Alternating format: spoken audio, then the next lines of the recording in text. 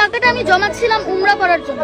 জি, কারণ ওই উমরা আল্লাহ যদি আমাকে তৌফিক দান করেন তাহলে আমি ইনশাল্লাহ আবার যেতে পারবো। কিন্তু ওই মানুষগুলার যদি একবার মৃত্যু হয়ে যায়, কে কে যাবে জান্নাতে, কে যাবে জাহান্নামে, কে হচ্ছে যে কবরে আযাব পাবে, কে শান্তি পাবে, তা তো কেউ বলতে পারে না। আর একটা মানুষের প্রাণ অনেক ভ্যালুয়েবল জিনিস, তার জীবনটা চলে গেলে হয়তো তার পরিবারটাও শেষ হয়ে যেতে পারে।